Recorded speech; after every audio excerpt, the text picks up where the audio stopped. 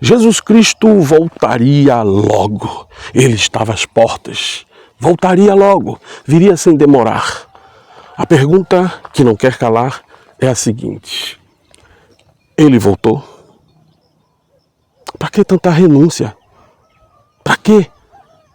Quem deu ouvido às orientações de Paulo renunciou tudo naquela época. A volta de Jesus era para aquela época. Ele não voltou. Vigilante da Razão, o seu canal de opinião e crítica. Olá, meus amigos e minhas amigas do canal Vigilante da Razão. Tudo bem com vocês? Eu espero muito que você esteja super bem, que todos os seus projetos se tornem realidade, hoje e sempre. É isso aí, gente. Acordando cedo, dessa vez fardado, pronto para o labor, não é isso? Deixa eu mostrar para vocês essa paisagem aqui, coisa linda. Olha só. Olha que paisagem linda. Vocês estão vendo aquele açude ali? Bonito, não é não? Coisa linda. Mas não é sobre essa paisagem que eu quero falar, não. Primeiro, que você, por gentileza, se inscreva no nosso canal e faça valer a voz de muitos que estão aí me ajudando nessa luta. Não é fácil, gente. Não é fácil fazer esse trabalho. Hoje aqui com limitações de espaço, limitações de estúdio, limitações de internet, mas eu prometi continuar com os vídeos e estou aqui para cumprir com o que eu prometi a cada um de vocês. Aproveitando alguns momentos antes de começar de fato a trabalhar, para falar para vocês o seguinte: eu espero muito que você possa se inscrever, tornar-se membro também é uma opção e fazer uma contribuição para esse canal, para que eu continue fazendo esse trabalho da melhor forma possível e imaginável. A você que é membro, muito obrigado. A você que contribui com a chave Pix, muito obrigado também. Mas vamos direto ao vídeo de hoje, porque hoje eu disponho de pouco tempo. Pouco tempo, pouca internet, nenhum estúdio ao ar livre aqui para vocês.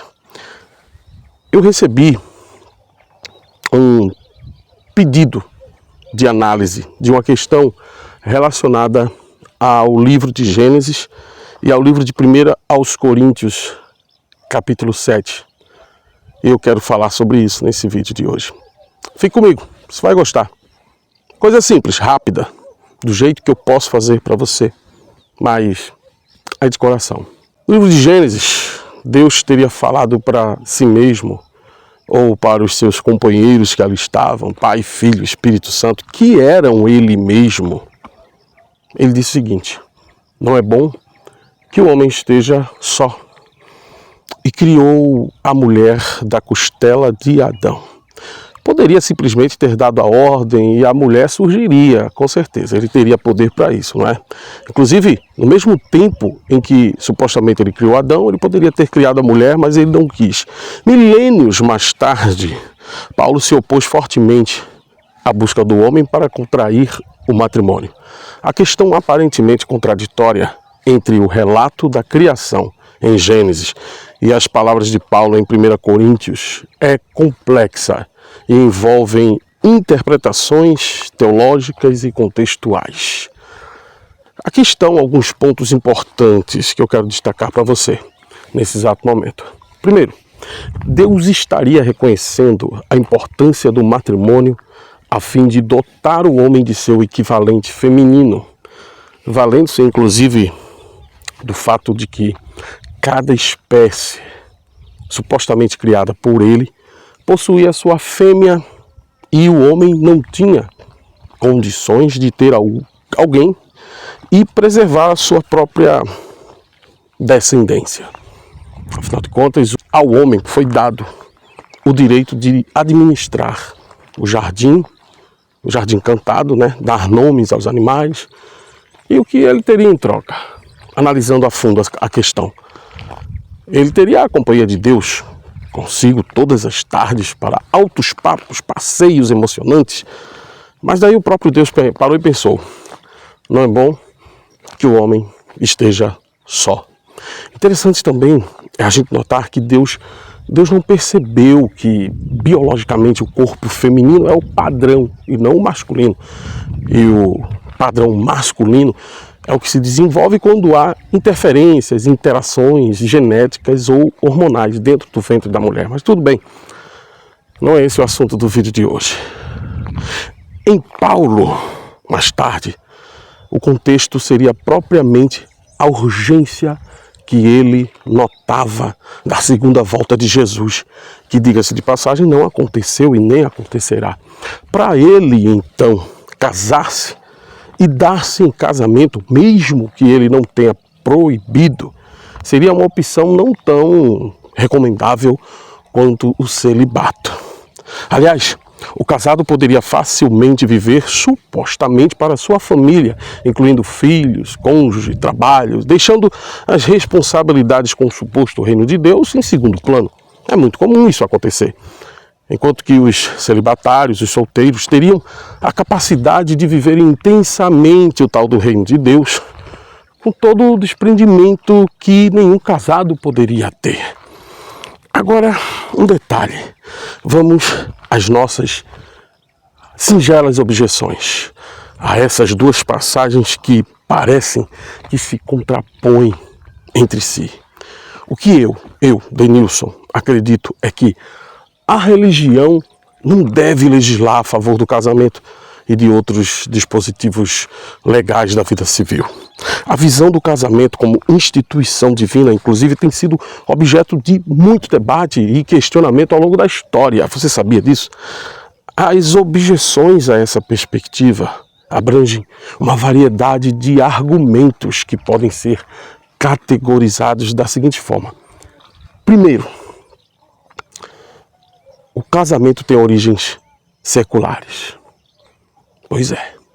Historiadores, antropólogos apontam que o casamento, em suas diversas formas, existe em diversas culturas e diversas sociedades, precedendo inclusive as religiões abraâmicas. Então essa história de que Deus determinou o casamento, isso é furada. Furada. Argumenta-se, inclusive, que o casamento surgiu como um contrato social e um contrato econômico para regular as relações familiares, propriedade, herança, e que a sua sacralização é um desenvolvimento posterior, até para dar uma chancela de legitimidade. Segundo, interpretações textuais e religiosas. Críticos questionam a interpretação literal de textos religiosos que fundamentam a visão do casamento como uma instituição divina.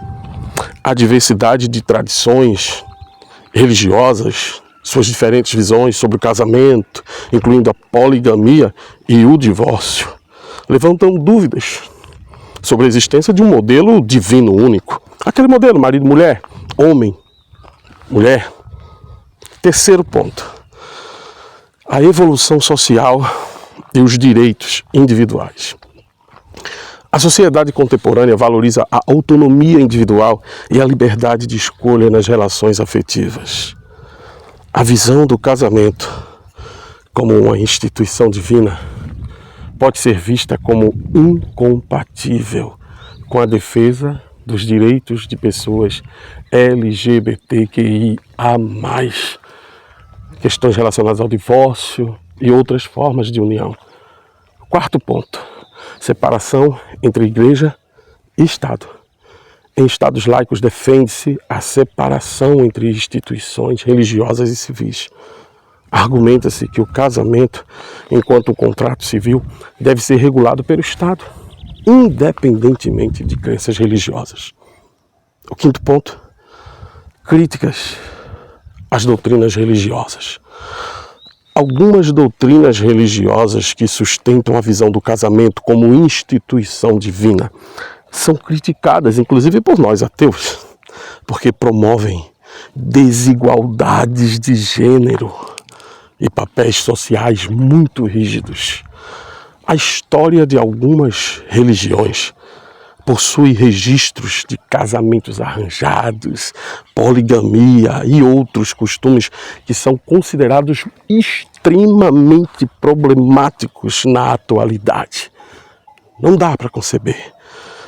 Há uma necessidade de um debate crítico e aberto sobre as origens, os significados e as implicações dessa instituição. E finalmente, 1 aos Coríntios, capítulo 7, diz assim: a respeito das coisas que vocês me escreveram, é bom que o homem não se case, mas em vista da imoralidade sexual, cada homem deve ter a sua própria esposa e cada mulher o seu próprio marido. Essas orientações de Paulo se refletem bem mais do que o seu desejo de que homens solteiros não casassem. Ele parece querer dizer que os homens deveriam esperar o momento da gloriosa volta de Jesus e não perder tempo tentando suprir as necessidades meramente carnais. Jesus Cristo voltaria logo. Ele estava às portas. Voltaria logo. Viria sem demorar. A pergunta que não quer calar é a seguinte: ele voltou? Para que tanta renúncia? Para quê? Quem deu ouvido às orientações de Paulo renunciou tudo naquela época. A volta de Jesus era para aquela época. Ele não voltou. Se você quer ser celibatário, o problema é seu. Não tem nada a ver com isso. Mas uma análise das questões que envolvem você ser celibatário que estão em jogo. Paulo orientou para que os homens permanecessem de preferência celibatários. Jesus não voltou e nem voltará. E aí? Você vai continuar fazendo a sua parte, cumprindo o que a Bíblia diz, a despeito de tudo aquilo ali não ser nem para você? Até quando? Até quando você vai fazer a sua parte e Deus algum faz a parte dele? É isso, minha gente. Esse foi o vídeo de hoje. Espero que vocês tenham gostado. Vídeo rapidíssimo é o que eu posso fazer. Forte abraço. Até mais.